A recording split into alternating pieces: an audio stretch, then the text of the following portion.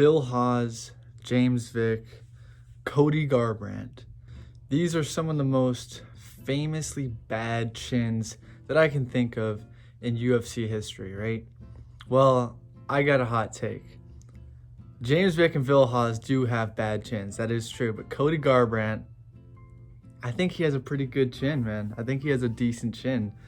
Alex Pereira, another person that people always bring up. It's like, oh, I don't know, Alex Pereira versus Jamal Hill or Yuri. It's like, he's a little bit chinny, and, you know, these guys hit pretty hard. And also, another light heavyweight, Johnny Walker. I don't think Johnny Walker has a bad chin. Let's get into this. What do I mean? Because Johnny Walker's been KO'd about a billion times, right? He got KO'd 5 times in that one fight. Cody Garbrandt been KO'd a whole bunch of times, starting with TJ Dillashaw versus Cody Garbrandt one fight. And yeah, he got knocked out by TJ, but I really don't think that it was because of his chin. Alex Pereira got chinned badly by Israel Adesanya at middleweight and rocked badly before, also by Izzy in their first fight. And then Johnny Walker, of course, you know, he needs no introduction when it comes to having a bad chin. But all three of these guys, I think, have average or maybe even a kind of good chins. What do I mean by that, right? Let's start with the easiest one and work our way up. So Alex Pereira. People talk about Alex Pereira and they always bring up, oh, well, he has kind of a sus chin. He's a little bit chinny, and less people now, but I've been saying this for a while. I don't think Alex Pereira ever had a particularly bad chin or sus chin. Even at middleweight, I don't think his chin was particularly bad. So why do people say this, right? Well, because of the Izzy fights. He got rocked in the first round of the first Izzy fight, and he got KO'd in the second Izzy fight brutally, right? Oh, man.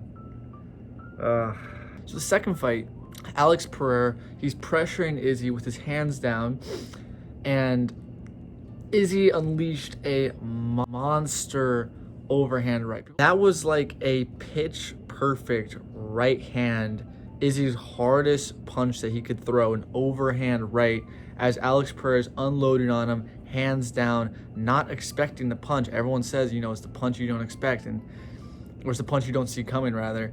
And yeah, I don't think Pereira saw that one coming. He got rocked badly and then, you know, put away. Man, I think that if anyone in middleweight currently besides Marvin Vettori got hit by that, they're having the same reaction. It was a clean, pitch perfect overhand right on Pereira, and I think it was more of a defense issue on Pereira's side than a chin problem. Now he fights Yuri in their first fight.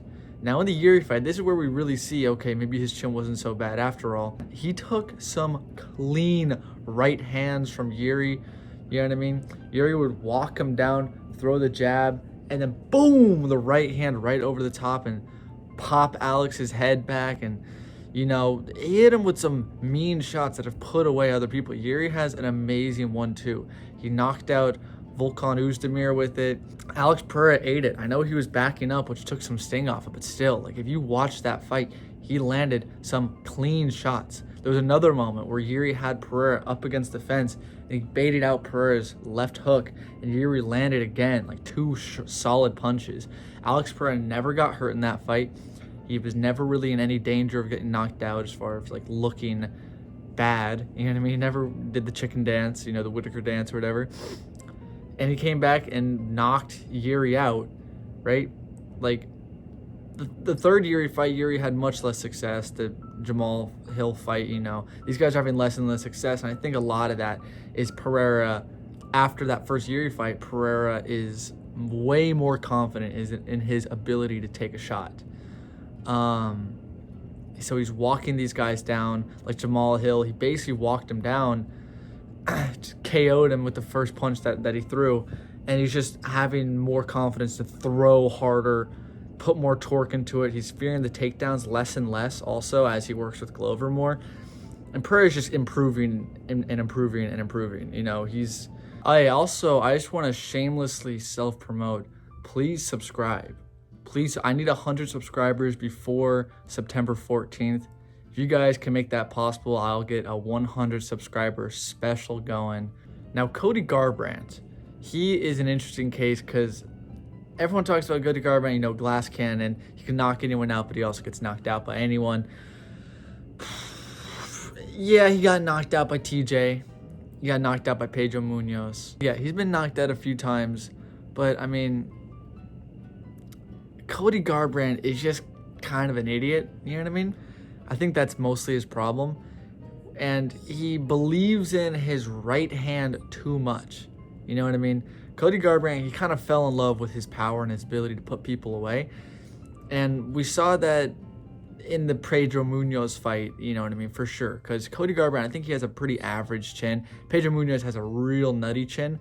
And in that fight, they were literally, at the end, they were literally just swinging back and forth, exchanging right hands, seeing who would drop first. And if you're doing that with Pedro Munoz, you know, you're going to get knocked out first. And he ate a monster right. He had like 3 mean right hands in a row, as hard as Pedro could throw them. And he finally got put away by them. You know what I mean? I don't think that was really a chin issue. I think that was an IQ issue. I think Cody's just, man, I like Cody, but fuck, is he dumb, bro? You know what I mean? He was literally just there exchanging right hands. Boom, boom, and he got put away.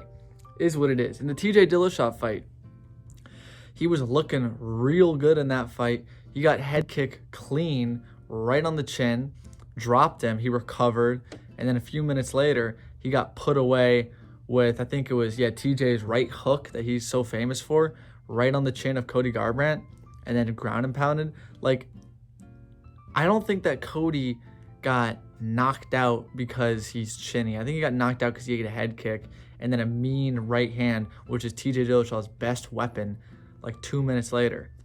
You know what I mean?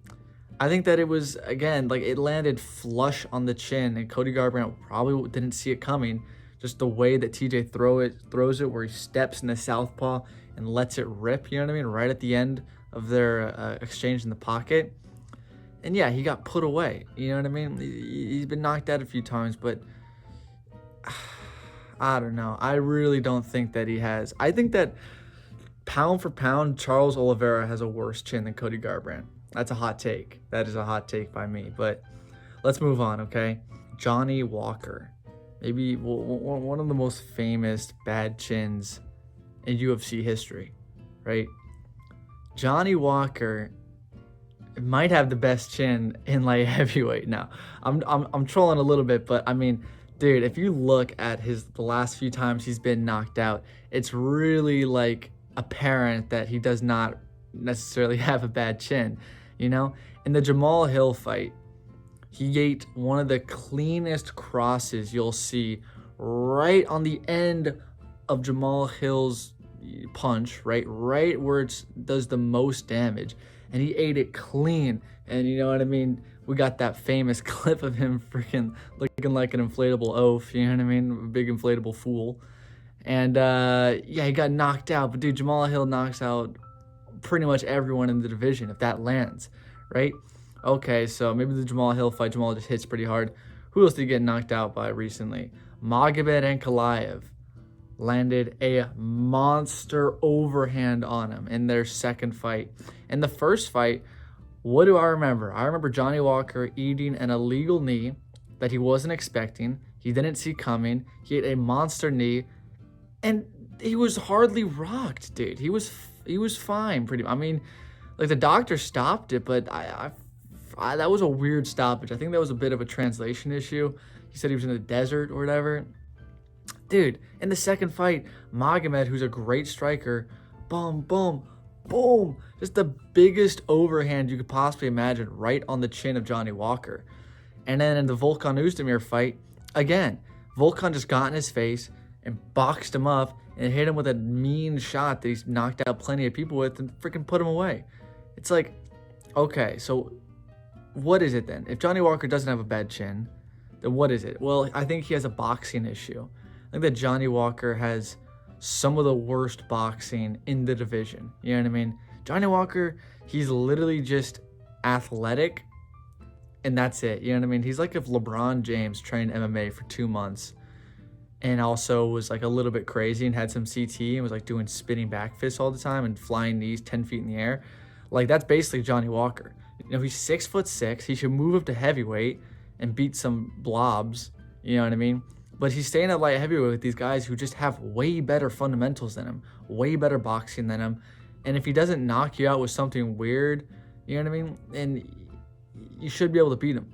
Like, I don't think I've ever seen Johnny Walker outbox anybody.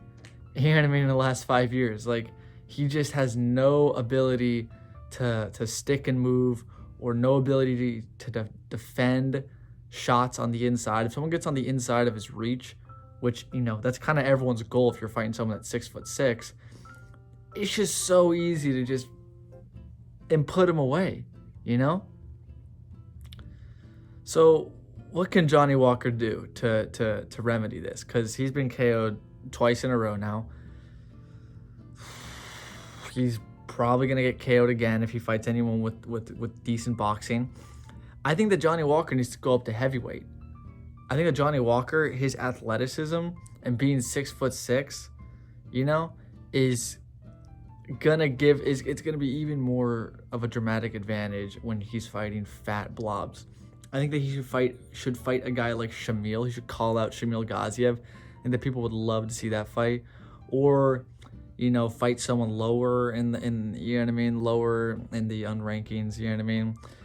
Just fight someone that's kind of slow and doesn't like, you know you should freaking fight. You should fight goddamn Rebellis to Spain, dude. That's who he should freaking fight. Or Waldo Cortez Acosta, one of those guys. You know, Waldo has actually nice boxing, but he has no power. You know, so it's like Johnny Walker, he gets hit a lot with the boxing, you know? And so he needs to just he needs to fight someone with shitty boxing that just wants to kick with them or wants to grapple with them, and needs to move up to heavyweight and freaking take advantage of his athleticism, you know? Anyway, that's about it. I guess I'll see you guys in the next one.